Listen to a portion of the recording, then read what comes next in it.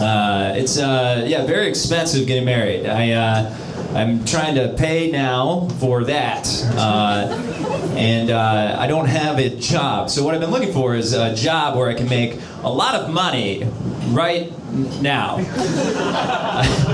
And the more I look for this job, the more I discover that this job is called crime. That's crime. That's the whole idea of crime, is make all your money right immediately. Yeah. And the more I'm looking for like crime jobs, the more I discover that I don't really mind being a criminal. I think we're all kind of criminals already, you know? Like, we've all done things that we're like, I don't know about that, you know? Like, I don't know if you've all been charged with a DUI, but we've definitely all got one in our heart. You know? Yeah. I don't have a formal DUI, but I've woken up in my bed many, many times just like, no! Everything's just okay? All right. There's a multiple infinite universe. This is the only one where it just worked out. Great. Yeah.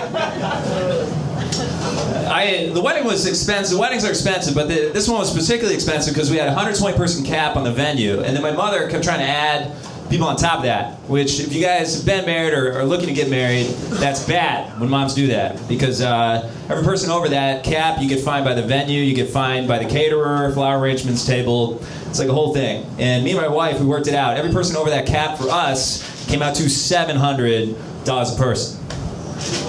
What? Yeah, it's a lot of money. So every time my mom gave me a person's name, I had to look at this person's name and be like, all right, is this person worth $700? Right? And if you think about every single person in your life, right, the answer to that question is always no. No one in your life is worth $700, right? I paid $200 to see Jay-Z, you know?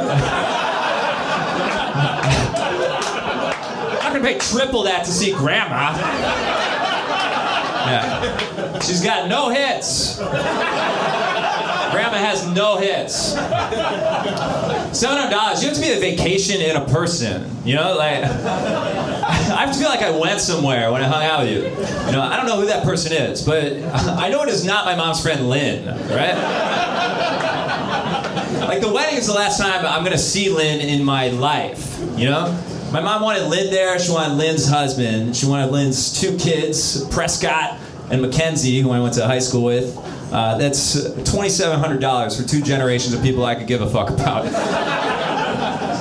And Mackenzie is a special case, because like, he was my best friend from 5th grade to 7th grade, right? And these were the worst years of my life. Not because of him, but like, I was a fat kid, I was socially awkward, I had braces, I had, not like a full lazy eye, but like, it wasn't like working to its potential, you know? It saw what it wanted to see. It was like a dog falling asleep. You had to, hey, come on! You gotta look at that. Yeah. So like, I didn't have a lot of friends. And then Mackenzie moved into town from Florida in 5th grade, and Mackenzie didn't have a lot of friends because he moved into town with a rat tail, which, that's a haircut inspired by rats. Right? This is a look modeled after the rat. An animal known for sickness, disease, the plague. Yeah. The rat tail is the worst haircut, right? Because it makes other unreasonable haircuts seem okay. You know what I mean? Like, you see a mullet and you're like, this is bad. But then the rat tail shows up and you're like, oh, well, at least there was a plan. You know? Business in front, party in the back. That's a plan. The plan over here is, all right, my face will be the body of the rat.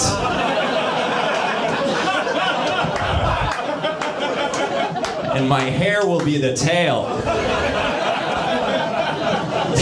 That's the plan. Yeah.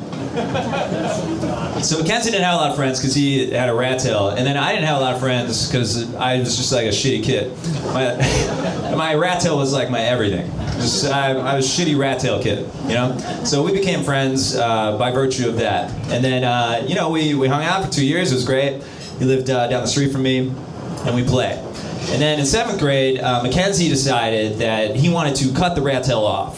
So he went home and he talked to his mom. His mom cut his hair, obviously. No barber's gonna just give your kid a rat tail. You're gonna be like, no, he's getting a crew cut and you're going to jail. I'm not just gonna ruin a kid for no reason, because you want to, you know? So Mackenzie went home to his mom. He's like, hey mom, we don't live in Florida anymore. I don't need the state haircut. We're not trying to lure gators into the yard for the stew, so you may remove the rat tail. Yeah. So Mackenzie's mom, she cut off his rat tail, she put it in a plastic bag, she still has it. Yeah, she'll show it to you, baby. Yeah. I hear a lot of O's. Yeah, I owed too when I heard that. But then I discovered that my mom also has a lock of my hair and all of my baby teeth in a box in the basement. So, like, she says this for the memories, but dude, how creepy is it to sneak down to the basement and sift through children's teeth and remember?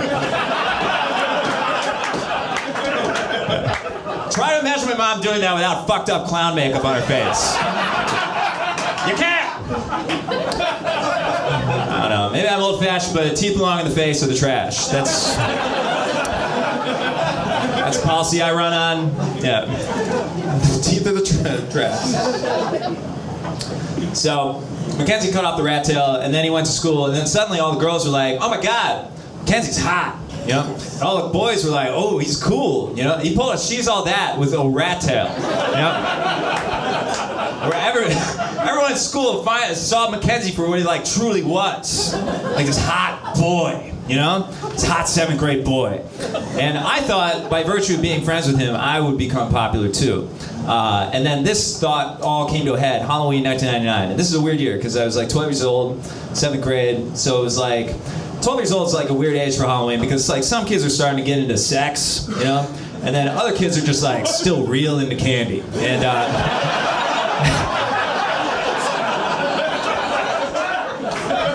and that was me. So I grabbed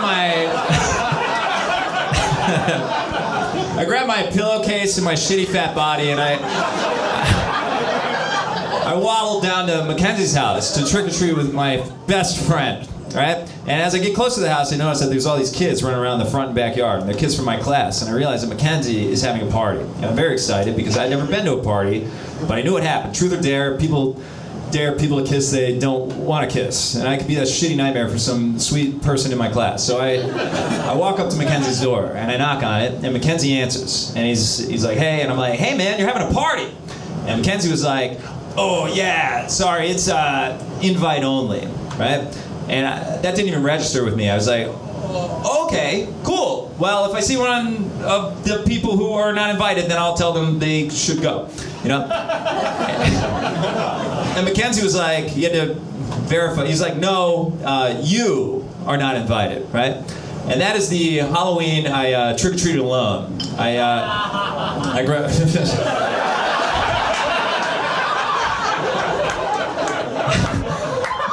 My middle school bully is here.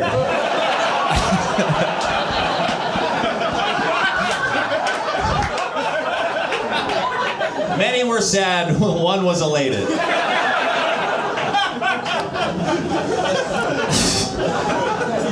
It's sad, man. I trick-or-treated alone. I grabbed my sack and my shitty eye, and I walked around to all my neighbors' houses, and I would go up and I'd ring the doorbell, like tears just streaming down my face.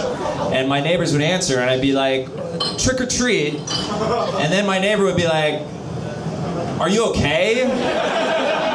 This is way scarier than the other kids' outfits. And then when my pillowcase was full of candy, I took my sack to the woods behind my house, and I ate the whole thing, feeling a sadness deeper than any sadness I've ever felt before, or probably since. And then I threw up in the backyard. Because it was way too much candy. Yeah. So, anyway, that guy was at the wedding. $700 to see that guy. Yeah. But when my mom brought him up, it was just like, it felt weird to be like, no, I don't want him at the wedding because he didn't let me come to the Halloween party. Mother! Yeah.